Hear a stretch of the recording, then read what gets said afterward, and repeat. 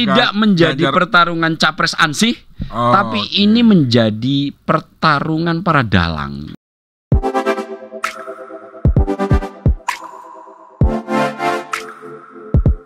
Halo, selamat pagi pendengar Radio El Sinta dan netizen dimanapun Anda berada, netizen Radio El Sinta dimanapun Anda berada. Saat ini saya sudah berada di studio podcast Radio El Sinta yang berada di Tower Indomobil di Jalan MT Haryono, lantai 4, studio podcast Radio El Sinta. Tamu kita kali ini Mas Abdul Hakim, atau yang saya biasa menyapa Mas Aap.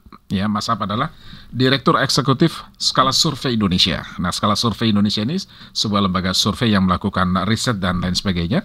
Dan tentu saja akhir-akhir ini memang kita akan memasuki tahun politik yang semakin hangat. Mudah-mudahan nggak panas ya, hangat. Dan tentu saja kiprah lembaga survei selalu menjadi perbincangan publik. Ada yang mengatakan bahwa lembaga survei bayaran dan lain sebagainya, sehingga tergantung siapa yang membayar maka survei itu akan menguntungkan pihak itu. Tetapi kita akan buka-bukaan dengan Mas Aap.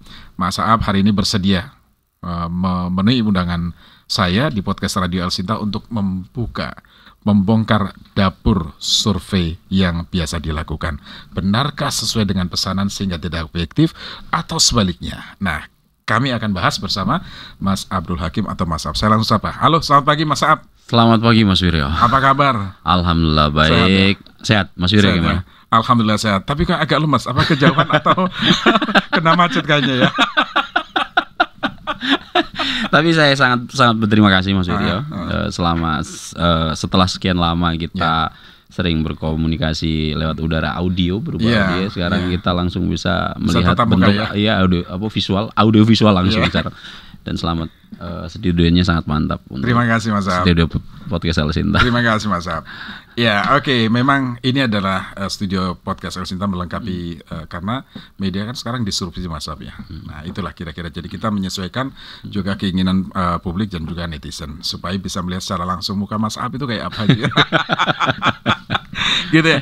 Oke, Mas Aap, cerita sedikit mengenai skala survei Indonesia. Kiprah skala survei Indonesia. Silakan Mas Aap. Ya, skala survei Indonesia ini sebetulnya adalah lembaga penelitian Mas Wiryo, tapi swasta.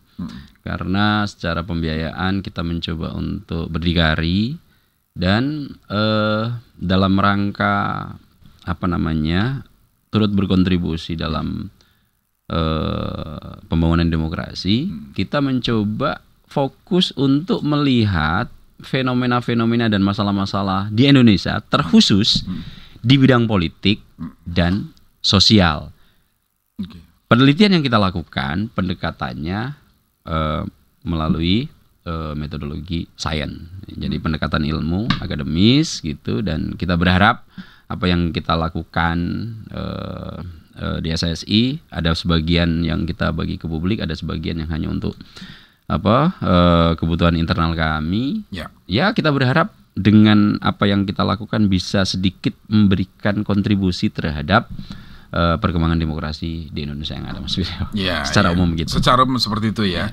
Jadi memang saintik sekali, dan ini bukan nujum lah kira-kira. Gitu. Bukan mengira-ngira karena popularitas seseorang kemudian surveinya selalu bagus, belum tentu juga ya. Nyatanya orang yang selama ini dipersepsikan punya elektabilitas tinggi begitu ya, tetapi tidak juga dipilih sebagai pasangan gitu ya. Nanti kita pasangan calon presiden maksudnya. Nanti kita akan bahas di situ Mas Aap. Tapi yang menarik tentu adalah selama ini kan banyak ya lembaga survei Mas Aap ya. Banyak lembaga survei macam-macam lah, A, B, D dan lain sebagainya. Ada lembaga survei yang biasa dilekatkan pada kelompok tertentu misalnya Mas Aap ya. Nah, kemudian ada yang memang dia kepentingannya hanya untuk riset. Untuk riset dia juga punya tanggung jawab sosial untuk mengedukasi masyarakat begitu ya. Nah, itu kan dua hal yang berbeda Mas Aap. Kalau di Indonesia bagaimana Mas Aap? Ya, terkait lembaga survei ini tidak bisa dinafikan karena ini buah dari kita yang memilih demokrasi sebagai sistem politik. Demokrasi menuntut muncul banyaknya diskursus, Demokrasi menuntut adanya pertempuran dalam tanda kutip ide, gagasan, itu harus diperbenturkan. Itu adalah hakikat utama dari demokrasi. Agar apa? Agar dalam kita bernegara ada dinamika. Kalau dalam teori meminjam istilah akademik, ada proses dialektik gitu. Pertentangan satu tesis dengan antitesis yang lainnya diupayakan nanti bisa munculkan sintesis, dan sintesis ini adalah rute untuk mencari kebenaran dan kebaikan keadilan bersama secara lebih jauh.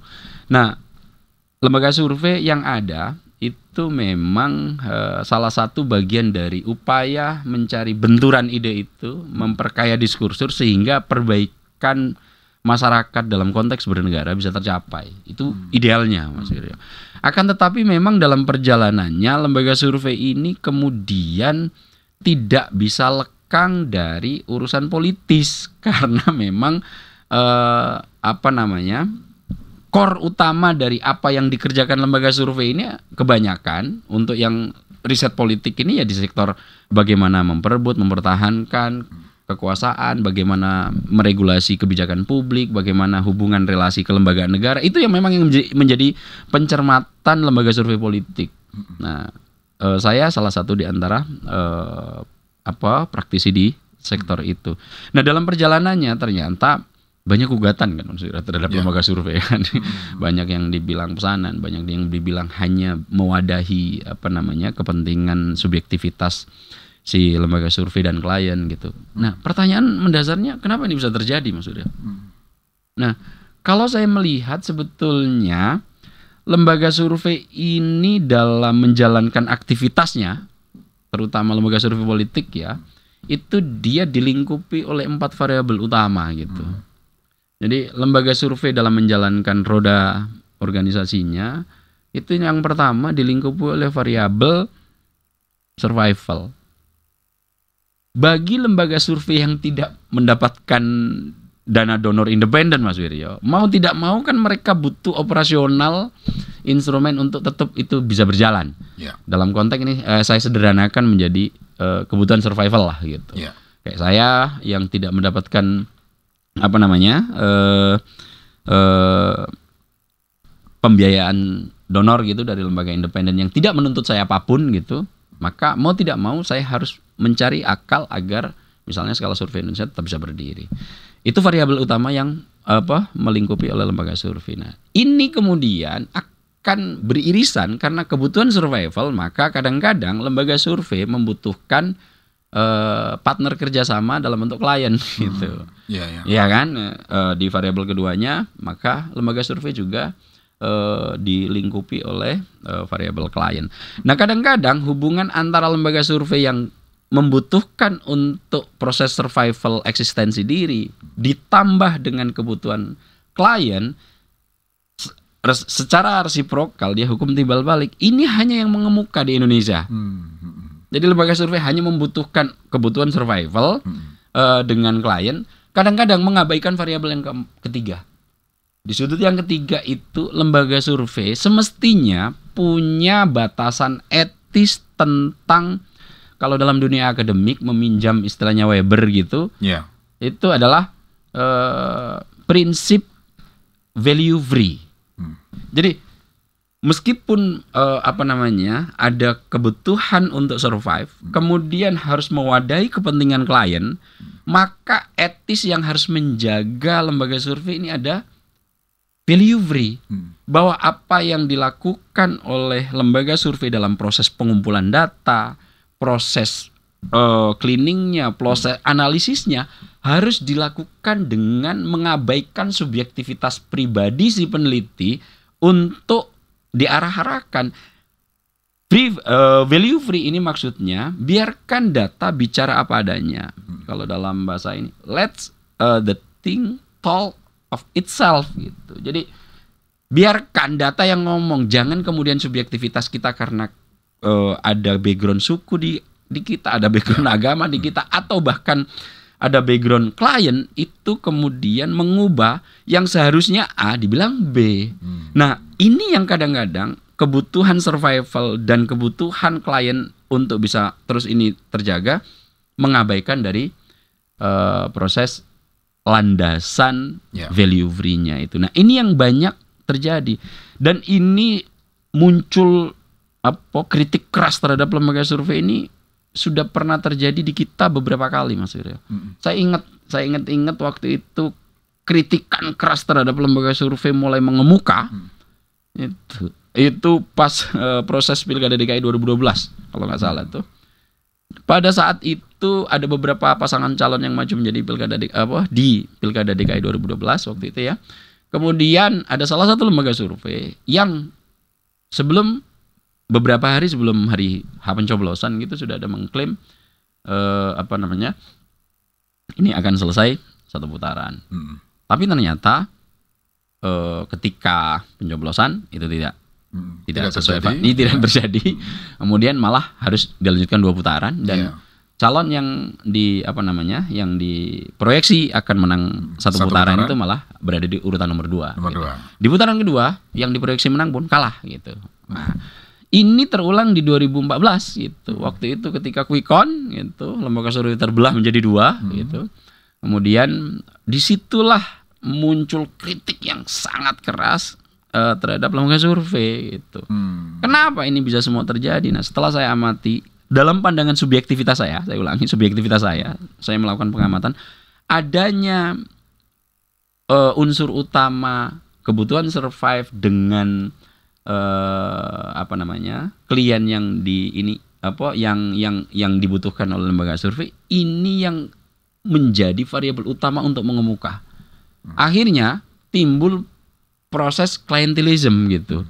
Jadi klientelismenya itu lebih mengemuka. Biasanya klien itu kan punya kuasa lebih terhadap pemberi program itu biasanya lebih berkuasa daripada yang menerima program gitu kan maksudnya. Nah, akhirnya posisi ini menimbulkan klientelisme dan klientelisme ini yang kemudian akhirnya lembaga survei mengabaikan patokan yang value free-nya itu, Mas Wiryo.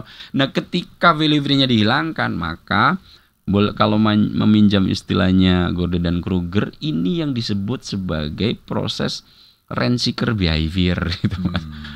Praktek pemburu rente di antara beberapa lembaga karena kebutuhan survive untuk mewadai kepentingan klien akhirnya mengabaikan proses value free-nya, Mas Wiryo. Kira-kira begitulah kalau pengamatan pribadi saya. Ini Mas pagi ini sudah buka-bukaan ya, jujur nih cerita yang terjadi di lembaga survei ya, Mas Ap ya. Artinya ketika terjadi perang lembaga survei itulah faktor yang menjadi dominan menjadi terjadinya perang antar lembaga survei ya, Mas Ap ya. Nah, itu yang cukup menarik, Mas Wiryo. Saya kadang-kadang juga agak cukup kaget ya melihat fakta. Ada dari beberapa lembaga survei yang melakukan penelitian dalam rentang waktu yang sama, dengan metodologi yang sama, dan dengan objek penelitian yang sama, hasilnya beda. Wah. Ini kan agak cukup menarik. Semestinya kalau didekati dalam pendekatan sains, jika metodenya sama, rentang waktunya sama, objek yang diteliti sama, minimal hasilnya mirip lah. Gitu. Ini bisa berbeda 180 derajat. Nah, kenapa ini bisa terjadi? Ya karena itu timbul kemungkinan yang nggak mungkin kan dua-dua penelitian yang dilakukan ini akhirnya dua-duanya benar. Jika ada 2 hasil yang berbeda dilakukan dalam waktu yang sama dengan metode yang sama dengan objek penelitian yang sama kemudian hasilnya beda, secara saintifik logika sederhana nggak mungkin dua-duanya benar. Yang mungkin adalah dua-duanya salah atau salah satu di antara keduanya salah. Nah, ini yang kemudian semakin membuat rancu tentang persepsi terhadap lembaga survei, Mas Wiryo. Ini kalau bicara mengenai kiprah lembaga survei di Indonesia memang sebuah keniscayaan, Mas Ab ya, dari proses demokrasi yang terus mendapat tempat di hati masyarakat. Masyarakat juga semakin melek dan semakin kritis, Mas Ab.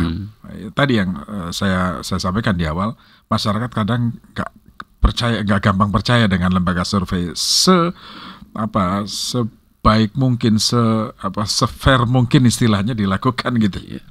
Tapi masyarakat sudah menganggap survei ini, meskipun dalam beberapa hasil memang nggak jauh beda hasilnya. Memang fakta. Ya, beberapa pemilu presiden yang lalu misalnya juga sama ya, lembaga survei memang begitulah hasilnya gitu ya. Nah, tetapi bicara soal politik, ya yang menarik sekarang kan tahun-tahun politik Mas ya. 4 bulan lagi kalau nggak salah kita masuk pemilu legislatif dan presiden. Nah ini yang persaingan sekarang sudah mulai ketat dan kemudian masing-masing bakal capres itu sudah memiliki bakal calon wakil presiden gitu ya. Kita mulai dari nomor urut aja lah ya. Yang pertama lah, urutan pertama yang sudah mendeklarasikan adalah Anies Baswedan dan Muhaimin Iskandar. Kemudian yang kedua Ganjar Pranowo dan Mahfud MD. Dan yang ketiga Prabowo Subianto dan juga Gibran Raka Buming Raka. Artinya semuanya sudah lengkap nih Mas. Nah kira-kira bagaimana elektabilitas atau tingkat elektoral ketiga pasangan baca pres ini Mas? Ya, sebelum menjawab itu saya akan kembali sedikit. Karena ini persaingan luar biasa dan peran lembaga survei nanti akan menjadi sentral. Itu kenapa kemarin saya dan kawan-kawan kemudian coba berinisiatif agar objektivitas itu tidak menjadi hal yang ditinggalkan dan selalu diingatkan.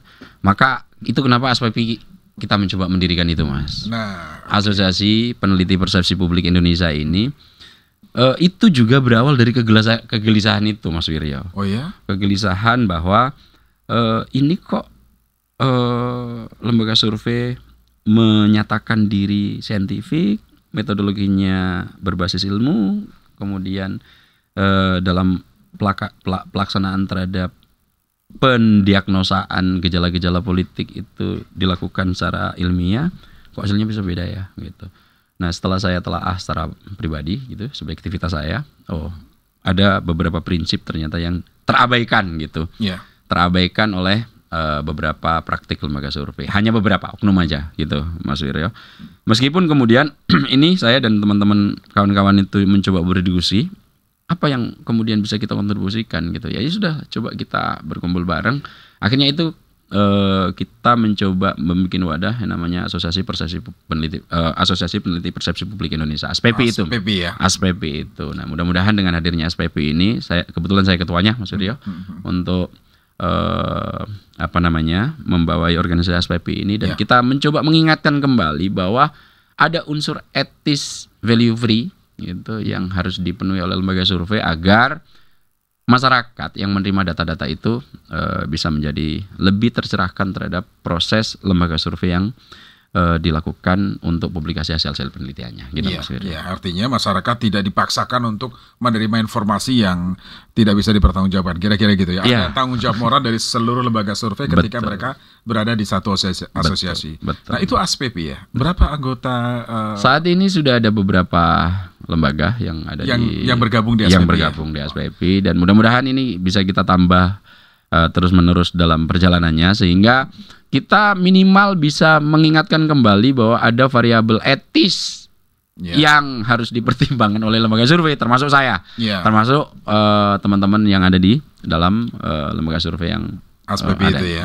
Oke, baik. Jadi di ASPPI itu selain skala survei, kemudian juga ada beberapa lembaga lain yang juga melakukan hal yang sama, riset yang sama. Betul. Wah, hasilnya nggak sama ya? Hasilnya. Jadi kalau dalam pendekatan sains itu Mas, kadang-kadang kita melihat objek yang sama dengan metodologi yang berbeda, itu hasilnya bisa berbeda, tapi penjelasan terhadap sesuatunya sama. Saya kasih contoh misalnya, Mas Wiryo, di ruangan ini kan dingin nih, berapa derajat nih? Ketika kita menggunakan metode yang dikeluarkan oleh Celsius, maka angkanya akan beda jika kita ukur dengan metode Fahrenheit gitu. Angkanya akan beda tuh. Betul. Tapi meskipun ada perbedaan angka, karena adanya perbedaan metodologi, tetap bisa menjelaskan objek yang sama. Ruangan ini dingin gitu. Nah, persoalannya itu akan menjadi serius jika ada yang mengklaim metodenya sama, rentang waktunya sama, objeknya sama, kemudian hasilnya beda. Nah ini secara saintifik kita harus bertanya besar, menimbulkan pertanyaan besar. Baik. Mas Ab, nanti kita lanjut di segmen berikutnya, dan pendengar serta netizen Radio El Sinta, berikutnya nanti kami akan ulas pertarungan para kandidat baca pres ya, dilihat dari kacamata seorang lembaga survei ya. Nanti kita akan buka-bukaan lagi di segmen berikutnya. Tetaplah bersama kami.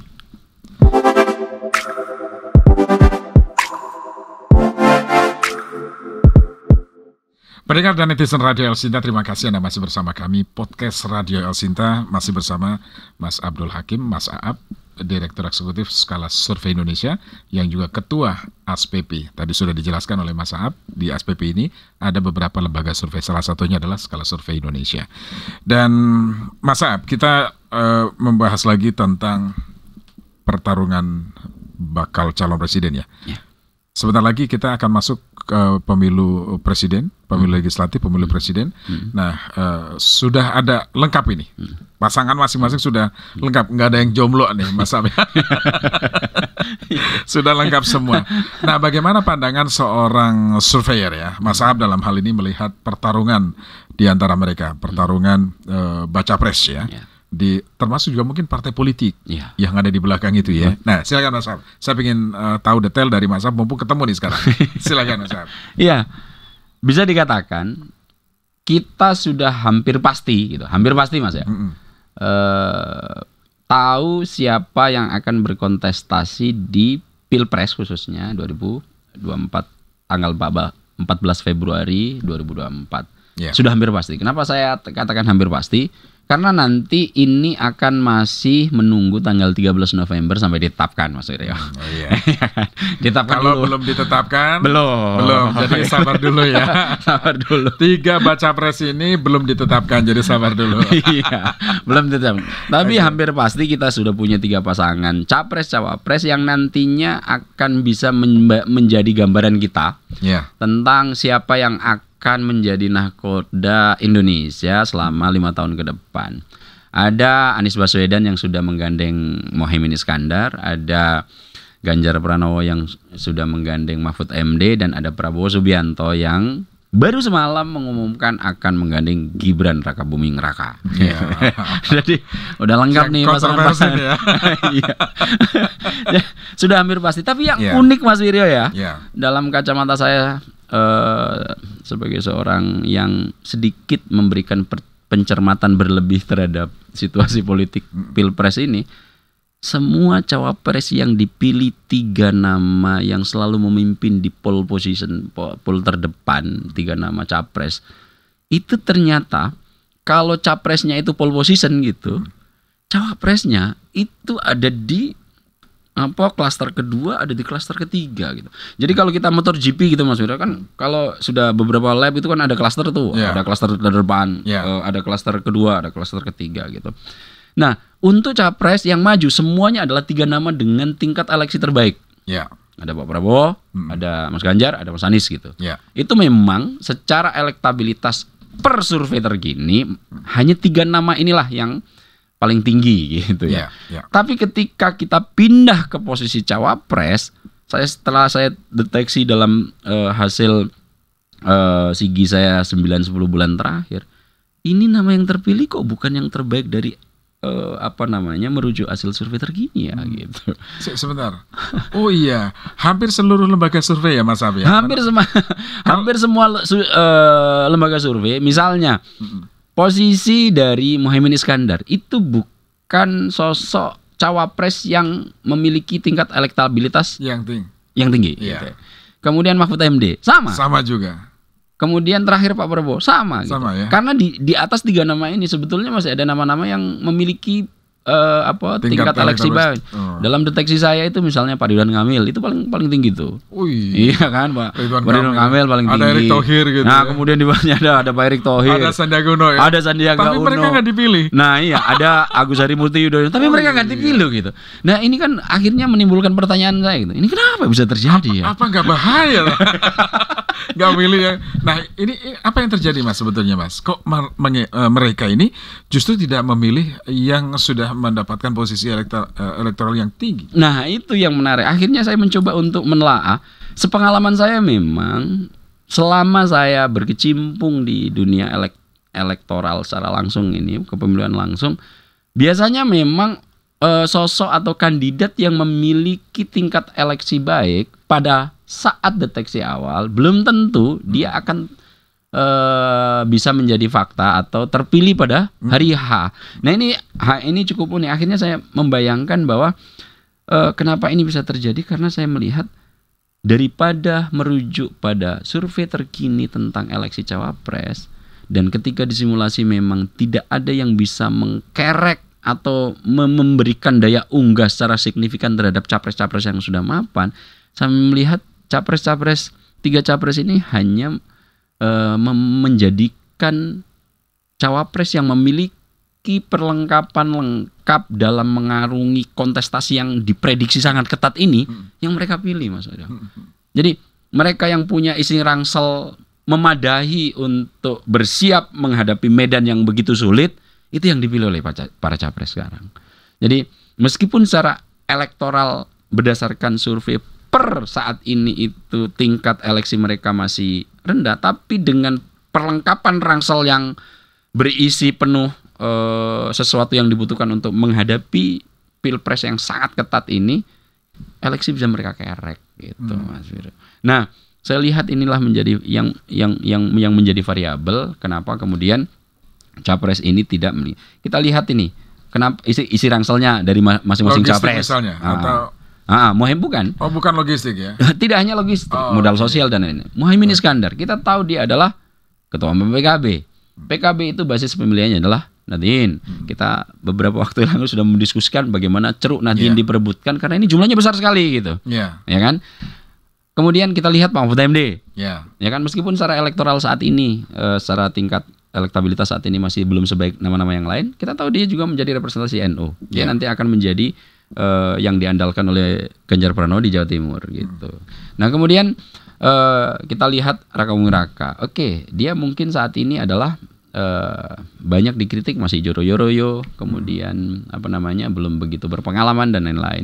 Tapi jangan pernah lupa bahwa Gibran Raka Buming Raka ini adalah sosok yang cukup dekat dengan bahkan secara kekeluargaan dengan Pak Jokowi gitu. Itu variabel yang cukup. Jadi faktor Jokowinya, faktor anak presidennya. Nah, itu diakui langsung Pak Prabowo gitu, bahwa Pak Prabowo adalah mentor politik Pak Jokowi adalah mentor politiknya Pak Prabowo saat ini kan gitu. Nah, dalam kondisi yang kini semua isi rangsel tas di belakang itu yang menjadi yang menjadi variabel utama para capres untuk memilih cawapresnya. Nah, ini variabel pertama. Tapi kemudian saya melihat juga kenapa ini bisa terjadi? Karena Pilpres 2024 itu menurut saya, Mas Wirya, ini akan menjadi arena the battle of the puppeteer gitu. Oh. Ada lagi nih istilahnya. Battle of the puppeteer. Ini maksudnya gimana, Mas? Maksudnya gimana? Saya melihat bahwa jadi pertarungan siapa? Bukan pertarungan Prabowo. Tidak menjadi pertarungan capres ansih, tapi ini menjadi pertarungan para dalang. Wah, ini seru nih bicara soal dalang nih. Agak ngeri-ngeri sedap ya. Tapi ya oke, bisa pertarungan para dalang itu maksudnya bagaimana, Mas? Coba kita lihat dalam studi kasus, kita ngambil kasus pemilihan cawapres sajalah. Iya. Kita tahu misalnya kita ke Anies Baswedan. Iya. Karena Pak Anies yang duluan ya. Iya, karena Pak Anies duluan. Ya, disebut duluan. Iya, kita sebut duluan. Pak Anies Baswedan pada saat itu sangat berharap yang akan mendampinginya adalah Agus Harimurti Yudhoyono. Ya, sampai kirim surat ya. Sampai tulis surat ya. Sampai menjadi sampai menjadi trending pada saat itu gitu ya, dengan dinamisasi dan drama-drama politik serta gimmick yang muncul. Ibarat gadis itu percintaannya luar biasa gitu ya. Dekat banget gitu ya. Kisah romantisme banget ya. Luar biasa. Yang berujung sama picisan gitu kan. Akhirnya karena tidak punya kuasa secara personal, Pak Anies pun harus tunduk dan patuh terhadap merelakan. Siapa itu yang memutuskan? Misalnya kita tahu ketua umum Partai Nasdem. Kita pindah ke Pak Ganjar Pranowo misalnya. Pak Ganjar Pranowo dalam memilih cawapres itu juga Bu Mega berkali-kali itu saya akan memutuskan. Sabar. Dan pada akhirnya kemudian Pak Ganjar tidak bisa banyak memberikan andil dalam memutuskan siapa yang akan menjadi cawapresnya karena simpang siurnya kan sebetulnya Pak RK yang akan bisa mengimbangi Pak Prabowo di Jawa Barat itu yang bisa diharapkan gitu. Tapi karena the puppeteernya itu berharap nama si A, itu pun harus Legowo juga ya. Dan akhirnya ke yang terakhir Pak Prabowo misalnya. Pak Prabowo dari awal sudah menyatakan diri bahwa banyak belajar dari Pak Jokowi dan sudah berkali-kali mengungkapkan bahwa mentor Pak Prabowo adalah Pak Jokowi dalam mengarungi kontestasi politik. Akhirnya apa? Munculnya nama Gibran tentu sudah melalui proses konsultasi panjang dan itu diakui sendiri oleh Pak Prabowo bahwa dalam pemilihan cawapres selalu dikonsultasikan sama Pak Jokowi. Nah, dalam artinya mastermind yang ada di belakang ini semua, ini adalah pertarungan tidak ansih oleh capresnya, tapi the battle of the puppeteers. Gitu. Jadi pertarungan pertama kalau boleh disimpulkan ya, pertarungan pertama antara Pak Surya Paloh, kemudian Bu Megawati Ketua Umum PDIP dan Pak Jokowi. 3 mastermind yang ada di belakang masing-masing capres kan. The battle of the puppeteers, betul itu kan? Iya. Jadi inilah kacamata seorang surveyor ya, Mas Abdul Hakim, Mas AA, melihat kontestasi politik yang semakin seru sebetulnya Mas ya. Tapi mudah-mudahan tidak panas-panas amat lah kira-kira gitu ya. Kalau saya Mas Wiro berkebalikan. Saya berharap 3 capres ini bertarung dengan sekuat tenaga mempersiapkan argumentasi terbaik tapi di tataran ide. Di tataran gagasan, di tataran ini. Tapi yang saya berharap itu tidak sampai kemudian menimbulkan gesekan politik gesekan fisik di lapangan. Biarkan ini bertarung karena ide demokrasi itu adalah mempertentangkan ide dan gagasan. Biar nanti masyarakat memiliki alternatif. Oh, kayaknya ini nih yang terbaik. Saya malah berharap perdebatannya keras ya. Uratnya sampai keluar gitu Mas. Kerasnya di antara mereka aja. Tapi kalau kita menikmati perdebatan itu. Sebagai prevensi dari hasil perdebatan itu kita bisa mengambil silogismenya, kita bisa mengambil inferensinya untuk akhirnya ini nih capres yang ideal nih menurut pikiran pemilih. Jadi kita bisa menjadi pemilih yang cerdas ya Mas Ab ya, tidak mudah terprovokasi atau terframing begitu ya. Nah itu yang penting sebetulnya dalam konteks demokrasi di Indonesia. Oke Mas Ab, nah berkaitan dengan kontestasi politik yang semakin tadi ada pertarungan para dalang di belakang ya. Tapi tentu saja publik kan juga ingin tahu, meskipun ada yang pesimis, meskipun ada yang skeptis gitu ya, tapi ada yang mempercayai bahwa hasil lembaga survei juga bisa dipercaya juga, karena terbukti dalam beberapa survei yang dilakukan oleh sejumlah lembaga survei ya. Kalau nggak salah dulu skala survei juga melakukan hal yang sama dan hasilnya tidak jauh beda, hanya sedikit yang berkaitan dengan margin error tadi ya. Nah, dalam pemilu presiden kali ini, apakah lembaga skala survei juga melakukan hal yang sama? Survei lagi, Mas Ab? Salah satu kegiatan rutin kita adalah mendeteksi persoalan-persoalan publik melalui metodologi penelitian survei. Nah, ini sudah kita lakukan hampir 10, ya sejak berdiri kita 2015 kita terus lakukan, tapi sangat tergantung dengan budget yang tersedia gitu ya. Tapi untuk Pilpres ini saya sudah melakukan hampir 10-11 bulan terakhir, hampir setahun terakhir Mas Wiri. 1 tahun terakhir. 1 tahun terakhir dan sebetulnya itu secara berkala atau enggak? Secara berkala aja. Ketika kita ingin melihat kontestasi setahun jelang pendaftaran dan lain-lainnya. Nah, ketika survei-survei ini SSI lakukan, tidak banyak yang kita publikasi, kecuali kita sudah firm bahwa data yang kita kumpulkan valid. Sebetulnya kita sudah mengawali rilisnya itu pada November 2022 yang lalu Mas Wiri. Pada saat itu ketika banyak lembaga survei masih belum bisa memproyeksi bagaimana situasi kontestasi, karena waktu itu pengumpulan data sudah saya kelola dengan baik dan cermati dengan maksimal. Saat itu saya sudah berani ngambil kesimpulan. Salah satu kesimpulan sebelum lembaga-lembaga banyak membicarakan pada akhir-akhir ini, salah satu kesimpulan saya pada November 2022 adalah agak cukup sulit Pilpres 2024 ini selesai satu putaran gitu. Selesai satu ronde. Kesimpulan itu sudah saya ambil November 2022 yang lalu. Kenapa saya ambil itu? Karena saya melihat ada tren yang tidak memungkinkan untuk salah satu bisa langsung unggul meskipun rentang waktunya masih dalam waktu setahun. Waktu itu kesimpulan itu berani saya keluarkan karena melihat distribusi data yang saya cermati, agak cukup sulit keyakinan pemilih terhadap capres-capres yang sudah ada mapan. Kemudian sepertinya dalam waktu setahun ke depan itu meskipun ada proses kampanye, ada proses sosialisasi, itu tidak akan banyak mengubah situasi dan konstelasi. Nah, belakangan meskipun saya umumkan itu saya rilis pada November 2022 yang lalu, akhir-akhir ini terkonfirmasi oleh lembaga survei yang lain. Banyak lembaga survei yang kemudian memprediksi bahwa agak cukup sulit nih Pilpres 2024 satu putaran selesai dalam satu ronde gitu, satu putaran gitu. Akan ada kemungkinan menjadi 2 ronde. Nah, maksud saya ketika kita sudah melakukan hasil riset sesuai dengan metodologi, kita tidak perlu lagi khawatir terhadap apa yang akan kita kemukakan. Apakah lembaga survei nggak boleh salah? Oh boleh, Mas Wiryo. Lembaga survei itu, dunia penelitian itu, scientific, dunia sains yang salah satunya dilakukan pendekatannya oleh lembaga survei, itu bukan anti kesalahan. Kenapa? Karena sains itu bagi sesuatu yang belum diketahui ya udah nggak usah dijelaskan. Tapi kalau kemudian sudah bisa dijelaskan meskipun dengan perangkat teoretikal dan data yang masih kurang memadai, tetap harus dilakukan gitu.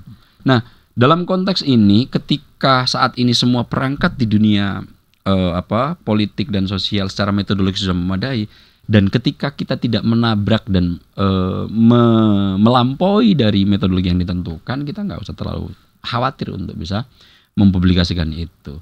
Nah, terkait Pilpres ini SSI secara berkala, tapi untuk publikasinya kita atur sesuai dengan keyakinan terhadap data yang masuk, Mas Wiryo. Ketika kita kerap kali kita harus mengulang penelitian karena kita anggap dalam proses pengumpulan datanya bermasalah gitu. Akhirnya data yang kita olah menjadi tercemar, dan kalau situasinya sudah seperti ini kita nggak akan rilis, Mas Wiryo. Nah, terkait untuk Pilpres ini kita melihat memang potensi nomor 1, kesimpulan kesamaan dari semua lembaga survei agak cukup sulit selesai dalam 1 ronde. Itu hampir disepakati oleh semua peneliti yang tergabung di lembaga survei. Nomor 2, karena agak cukup sulit selesai dalam 1 ronde, maka di ronde kedua itu yang punya potensi di antara 2 nama ini, di antara 3 nama ini, Pak Prabowo selalu masuk ke ronde kedua. Nah, uniknya sampai detik ini, per detik ini, jika kemudian Pak Prabowo masuk ke ronde kedua, lawan siapapun posisinya masih menang di ronde kedua. Kenapa? Seperti sudah saya berulang-ulang jelaskan, spektrum pemilihnya sudah terklaster menjadi 3 kelompok. Gitu. Kalau kita tarik garis spektrum gitu, spektrum kanan ada pemilihnya Mas Anies, spektrum kiri ada pemilihnya Mas Ganjar. Nah, Pak Prabowo ini ada di tengah-tengah, Mas. Pak Prabowo ini ada di tengah-tengah gitu.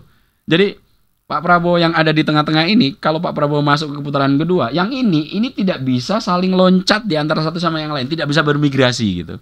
Pemilihnya Mas Anies nggak bisa ke Mas Ganjar nggak bisa Mas Anies. Nah, akhirnya ketika nanti Pak Prabowo masuk ke putaran kedua, ini yang kalau seandainya ini nggak maju masuk ke Pak Prabowo, yang ini nggak maju ke Pak Prabowo. Itu kesimpulan kedua yang hampir mirip yang ditemukan semua lembaga survei.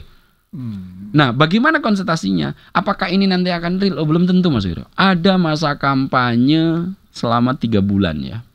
Nanti ditetapkan tanggal 13 dan pemilihan untuk hari H-nya di tanggal 14 November. Tentu ada proses yang akan dilalui oleh 3 pasangan ini. Nah, variabel apa nanti yang akan menentukan? Tentu proses kampanye, sosialisasi, pengajuan ide, gagasan, itu akan menjadi variabel terpenting, dan saat debat nanti akan bisa menjadi titik balik dari semua proyek yang ada saat ini. Nah, kemampuan dalam membangun ide, melingkupi mencoba untuk menggrab semua kepentingan pemilih yang akan diolah oleh tim dari masing-masing pemenangan capres akan menjadi kunci, Mas Wiryo. Jadi nanti tanggal 14 Februari disitulah terbukti ya. Terbukti apakah proyeksi ini betul atau tidak betul. Jadi disinilah yang kalau lembaga survei kemudian ada kesalahan proyeksi selama dia metodologinya betul dan ini, bukan dalam dunia sains, salah itu bukan hal yang haram. Justru karena tapi kalau yang diharamkan dalam dunia saintifik, jika datanya ngomong A kemudian disimpulkan B, nah ini haram ini, Mas Wiryo. Nah, terkait dengan hasil survei, Mas Ab, lembaga survei kan ketika dia mendapatkan misalnya permintaan ya dari klien untuk melakukan survei untuk mengukur tingkat elektabilitas mereka, apakah mereka meminta supaya survei dilakukan di lebih banyak di daerah basis masanya mereka, atau bagaimana Mas survei dilakukan? Ya, ketika klien akan meminta tolong dan bekerja sama dengan kita, pasti banyak permintaan khusus, Mas Wiryo. Apa itu permintaan khusus? Nah, misalnya nih, Mas Wiryo mau jadi caleg. Ya. Nah, coba lihat saya, Mas Aap, saya ini kuatnya di mana? Nah, itu permintaan khusus, Mas Wiryo. Variabel dari saya ini nanti kira-kira saya agar lebih mudah menyampaikan aspirasi ke masyarakat. Caranya saya gimana, Mas Wiryo? Apa yang dibutuhkan di sana gitu? Apa yang dibutuhkan? Itu permintaan khusus, Mas Wiryo. Apa yang dibutuhkan masyarakat di daerah itu misalnya? Betul, kita dideteksi. Dan itu kenapa sebetulnya lembaga survei ini sangat punya kontribusi baik loh, Mas Wiryo, terhadap proses pembangunan demokrasi. Karena Mas Wiryo misalnya sebagai stakeholder yang akan mencoba untuk turut berkontestasi di ranah kekuasaan politik. Mas Wiryo itu bisa menyerap apa yang menjadi persoalan dan bisa menginventarisasi semua masalah-masalah yang dihadapi di wilayah yang nanti Mas Wiryo akan mencoba mengabdikan diri, memperbaiki situasi. Itu salah satunya bisa diperoleh dari hasil penelitian, Mas Wiryo. Ya, dilakukan lembaga survei. Nah, ini ada permintaan khusus. Nah, apakah kemudian permintaan khusus ini mengubah data? Nah, ini yang menjadi persoalan. Kadang-kadang permintaan klien itu, kita buka aja gitu. Mas Wiryo ingin maju, tapi Mas Wiryo sebetulnya secara eleksi belum ada penerimaan secara baik. Secara ini, tapi kemudian Mas Wiryo ingin, udahlah tampilin di atas. Nah, ketika kita lakukan penelitian dan faktanya nggak ada, kemudian permintaan ini dan Mas Wiryo mengabaikan tadi itu value free, itu akan dilakukan, Mas Wiryo. Dan ini yang membuat persepsi terhadap lembaga survei politik di Indonesia tercemar, Mas Wiryo. Ya. Nah, itu ya. Nah, kondisi-kondisi seperti ini yang kita di ASPIP mencoba untuk memberikan metodologi harus dilakukan secara baik, secara ketat, dan hasilnya juga harus dipublikasikan secara bertanggung jawab, Mas Wiryo. Nah, permintaan khusus pasti ada, Mas Wiryo. Iya, dan itu yang membedakan hasil ya. Lembaga survei yang satu dan yang lain ketika melakukan survei di tempat yang sama, waktu yang sama, hasilnya beda, itu indikasinya di situ ya, Mas. Nah, kalau yang bisa menjadi penjelasan paling sederhana ya seperti tadi, ada 3 variabel, tapi antara kebutuhan survival dengan klien itu melebihi dan menjadi pertimbangan utama daripada value free, maksudnya. Nah, sekarang bagaimana publik bisa membaca hasil survei tersebut, Mas Aap? Nah, sebetulnya hasil survei itu adalah seperti penelitian-penelitian yang lain biasa, Mas Wiryo. Kita dalam melakukan segala sesuatu pasti sebelum eksekusi kita akan melakukan perencanaan, ya kan? Mas Wiryo ingin melakukan A, B, C, pasti akan dilalui dengan perencanaan. Persoalannya dan perbedaannya untuk melakukan A, ketika lembaga survei akan melakukan deteksi itu menggunakan pendekatan ilmiah. Lagi-lagi saya garis bawahi pendekatan ilmu akademik gitu. Kalau sudah mengklaim diri melakukan pendekatan secara keilmuan atau sains, maka semua aturan, metode yang diterapkan dalam dunia akademik harus dilalui, Mas. Nggak boleh ada satu yang bisa diterabas gitu. Nah, lembaga-lembaga survei yang kemudian bisa memberikan hasil berbeda, kemudian dalam konteks waktu yang sama dengan metodologi yang sama dan objek yang sama bisa berbeda. Karena ya lagi-lagi dia bisa menerabas metodologi yang sudah ditetapkan dalam dunia akademik, Mas Wiryo. Oke, Mas Aap, ini semakin menarik bicara soal lembaga survei, kiprah lembaga survei, apalagi menjelang pemilihan ya. Semua calon presiden, bakal calon presiden sudah ada wakilnya masing-masing, dan sejumlah lembaga survei juga melakukan survei. Sekarang lagi kenceng nih, mereka melakukan survei ya. Entah memang mereka harus melakukan survei untuk kepentingan riset atau apapun, atau untuk kepentingan para kandidat, kita tidak tahu. Tapi nanti di segmen terakhir kita akan ulas itu, Mas Aap ya, termasuk juga apakah skala survei juga melakukan hal yang sama. Tapi sebelum break nih, Mas, saya kasih clue aja untuk pembahasan berikutnya, bahwa survei akan menjadi persoalan ketika dipublikasikan. Nah, tentu ini akan semakin menarik, dan pendengar masih ada satu segmen terakhir. Nanti kita akan bahas kembali bersama Mas Abdul Hakim, Mas Aap di segmen berikutnya. Tetaplah bersama kami.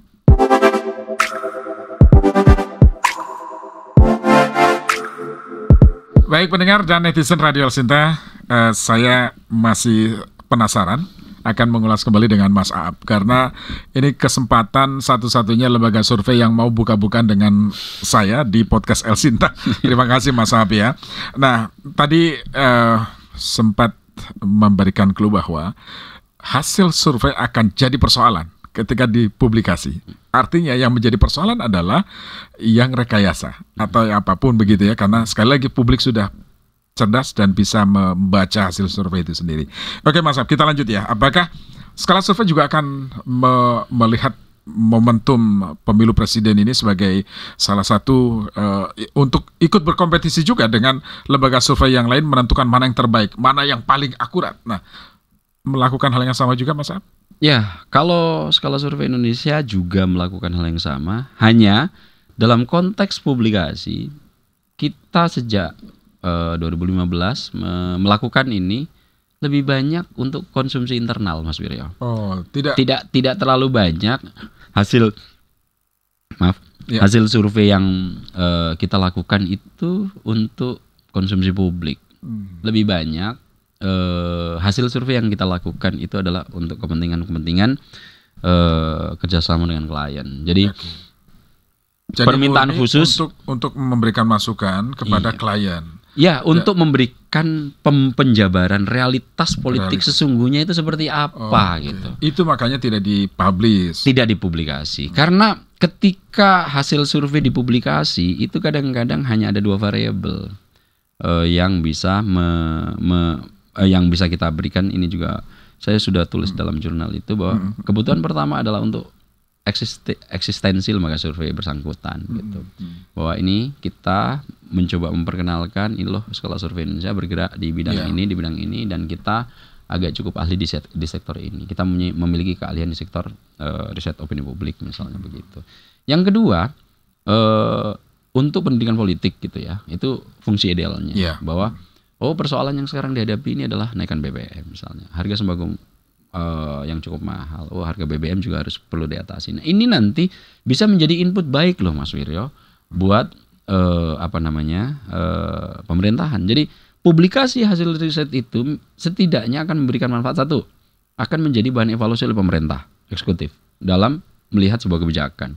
Nomor dua, akan bisa menjadi bahan masyarakat untuk menilai kebijakan publik yang dilakukan oleh pemerintah. Dua arah ini. Yang ketiga, sebetulnya lembaga survei ini juga bermanfaat buat media massa. Karena media massa itu akan mendapatkan bahan diskursus, diskusi yang akan dilakukan oleh media massa tentang topik-topik segala sesuatu. Nah, yang menjadi persoalan itu ketika dipublikasikan, kemudian yang publikasi ini dalam waktu yang bersamaan seperti yang tadi, dengan kan syarat utama untuk publikasi hasil riset ketika dia sudah mengklaim akademis, maka satu, dia harus mengemukakan metodologinya. Metode surveinya dilakukan. Metode penelitian dilakukan. Kenapa? Biar orang yang baca tahu, metodenya ini. Misalnya, saya mengatakan ruangan ini sekarang adalah 17 derajat Celcius. Metodenya apa? Celcius. Tapi kalau kita ukur dengan Fahrenheit, kan angkanya beda, Mas. Iya. Meskipun dingin, perbedaan angka ini bisa mengacu pada satu kondisi dingin yang sama. Hasil yang sama. Hasil yang sama. Nah, metode menjadi hal yang paling penting untuk kita cermati ketika dia sudah mengklaim akademik. Kalau tidak ada metodenya, kemudian hasilnya tiba-tiba menongol, nah itu yang menjadi pertanyaan, menjadi pertanyaan serius. Nah, akademik inilah yang kemudian menjadi persoalan. Nah, ketika kemudian dipublikasikan ada dua hal yang berbeda, metodenya sama, yang tadi kita sudah singgung tadi, metodenya sama, waktu pengumpulan datanya sama, objek penelitiannya sama, hasilnya berbeda. Nah, ini yang menjadi persoalan serius. Persoalannya kan menjadi di sini. Masalahnya lembaga survei kenapa banyak digugat? Ini klaim metodenya sama, rentang waktu penelitiannya sama, kemudian objek penelitiannya sama, kok hasilnya berbeda? Ini apa yang terjadi? Wajar ketika masyarakat mengemukakan pertanyaan-pertanyaan seperti itu, dan itu adalah pemikiran kritis dari para yang muncul dari masyarakat. Alhamdulillah masyarakat kita sudah mulai aware dengan hal-hal yang seperti ini. Itu kenapa jangan sembarangan lagi buat lembaga survei gitu. Karena saya deteksi nih Mas Wirya ya, lembaga-lembaga survei yang kemudian agak dalam tanda kutip menerabas sistem metodologi ilmiah, kemudian ketika diperbandingkan hasilnya tidak sesuai dengan fakta atau bahkan jauh berbeda, terseleksi secara alamiah Mas Suryo. Terseleksi secara alamiah karena ada irisan-irisan ya. Iya. Ada afiliasi dengan kelompok tertentu ya. Iya, akhirnya kepercayaan terhadap lembaga-lembaga yang model begini agak berkurang. Dan sayangnya lembaga-lembaga survei yang di top level lah misalnya yang selama ini dikenal publik itu konon juga mereka selain menjadi konsultan baca pres gitu ya, mereka juga bagian dari mereka dari tim komunikasi mereka yang silent kayak gitu. Tidak ada yang salah dengan itu Mas Wira, karena tadi ada kebutuhan untuk survival. Yang menjadi pernyataan penting adalah yang penting si lembaga survei ini mengumumkan dia ada berdiri di sisi mana. Oh iya, fair dia harus sampaikan. Iya, harus di-clear. Makanya kalau saya misalnya skala survei Indonesia saat ini dalam menghadapi pemilu 2014 saya fair aja. Misalnya klien-klien saya banyak dari Partai Gerindra. Jadi ketika analisis saya tentang Partai Gerindra bagus dan lain-lainnya, saya mungkin bisa dipersepsikan akan blocking gitu. Tapi kemudian nanti kita tinggal tunggu aja buktinya di 14 Februari kan? Iya. Jadi rute pembuktiannya adalah hasil hari H. Hasil akhir di 14 hasil akhir. Misalnya saat ini skala survei Indonesia lebih banyak menjadi salah satu bagian kecil dari lembaga survei yang membantu pemenangan beberapa caleg Gerindra di dapil misalnya. Di caleg-calegnya berarti. Iya, caleg-calegnya begitu misalnya. Saya kemukakan aja bahwa sehingga nanti ketika saya mengatakan A, B, C tentang Gerindra, kemudian ada orang yang memperkaitkan saya bahwa ini adalah ngomong tanpa basis data, saya nggak ada persoalan dengan itu, karena itu pikiran kritis yang akan muncul. Tapi nanti kita tinggal buktikan apakah analisis saya itu menerabas value free yang tadi saya jadikan pondasi untuk tetap menjaga kebutuhan survival dan klien ini. Saya tetap menjadikan value free menjadi backbone utama gitu. Nah, buktinya misalnya meskipun saya waktu itu menjadikan variabel Pak Prabowo itu akan masuk putaran 2 dan di putaran 2 Pak Prabowo itu punya potensi probabilitas jauh lebih tinggi dibandingkan nama-nama yang lain, ketika diverifikasi dari lembaga survei yang mungkin dari pihak bukan dari Partai Gerindra, hasilnya sama kok.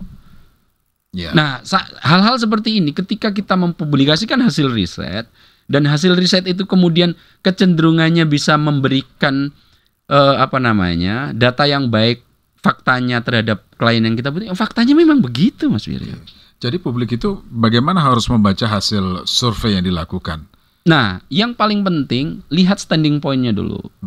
Standing point-nya si lembaga survei, apakah dia mengumumkan dia berdiri di posisi mana. Misalnya, saya konsultan pemenangannya si A, saya konsultan pemenangan si B. Ini harus kita mulai nih Mas Wiryo. Saya memang ada beberapa lembaga survei tidak buka-bukaan soal itu. Kalau Anda kan fair, misalnya Anda selama ini diminta untuk membantu survei yang dilakukan caleg-caleg Gerindra. Anda sudah fair mengatakan itu. Saya akan lakukan ini. Nah, tapi ada juga lembaga-lembaga survei yang tidak melakukan hal itu, tetapi justru sangat jelas sekali terlihat hasil survei yang dilakukan ada afiliasi tertentu dengan A misalnya. Nah, ini kan juga nggak fair juga Mas. Nah, justru itu keresahan ini kemarin harus mendapatkan wadah untuk ditumpahkan nih Mas Wiryo. Akhirnya kemarin itu setelah kita berdiskusi dengan teman-teman lembaga survei, ya udahlah, untuk mengawal ini semua SPP kita dirikan gitu. Minimal meskipun kegelisahan ini menjadi ranah personal privat di antara kita masing-masing, coba kita lembagakan gitu Mas Wiryo. Dan saya berharap betul nanti SPP ini masih tetap menjadikan background value free sebagai salah satu prinsip utama untuk kita menjalankan roda organisasi masing-masing. Karena kita ini meskipun dalam satu ini, tapi kita tetap berdaulat di antara lembaga masing-masing. Tapi intinya kita memiliki persepsi yang sama terhadap value free itu Mas Wiryo. Itu harus kita jadikan backbone, karena tanpa itu nanti dua kepentingan ini nggak akan terkontrol, dan kritik terhadap profesi yang kita jalani ini akan terus-menerus menggempur kita. Ya minimal kita bisa berkontribusi dalam demokrasi, kita yang sudah mengklaim diri sebagai akademik itu bisa dipertahankan dengan prinsip-prinsip yang akademik pula. Saya berharap meskipun tidak banyak, karena kita ini masih dalam proses pinggiran, Mas Wiryo. Seandainya kalau dalam piramida ini lembaga survei ada yang sudah di top, ini kita masih ada di sini. Jadi kita berharap bisa sedikit memberikan kontribusi, Mas Wiryo. Tidak penting berada di mana, tetapi selalu akurat itu yang terpenting ya, dan mendidik masyarakat. Terima kasih Mas Aap, sukses untuk salah survei dan ASPP-nya. Dan sekali lagi saya ucapkan terima kasih sudah hadir di studio podcast El Sinta. Dan pendengar, demikian tadi bersama Mas Abdul Hakim, Mas Aap, Direktur Eksekutif Skala Survei Indonesia yang juga Ketua ASPP. Ya, tadi kita sudah bongkar ya. Bongkar lembaga survei. Terakhir saya mengucapkan terima kasih banyak Mas Wiryo atas kesempatan dan perkenan Mas Wiryo dan El Sinta sudah hadir di sini untuk sedikit berkontribusi membicarakan tentang lembaga survei dan terkait kontestasi. Mudah-mudahan Mas Wiryo sehat selalu. Amin. Terima kasih Mas Aap ya. Yang cukup luar biasa. Dan mudah-mudahan El Sinta tetap berada di ranah tengah gitu. Amin. Iya. Sehingga tidak begitu tidak ke kanan, tidak ke kiri. Bisa melihat dari atas gunung sehingga bisa objektif. Terima kasih Mas Aap. Dan pendengar, demikianlah bersama Mas Abdul Hakim, Direktur Eksekutif Skala Survei Indonesia. Saya Wiryo, sampai jumpa pada kesempatan berikutnya. Selamat pagi.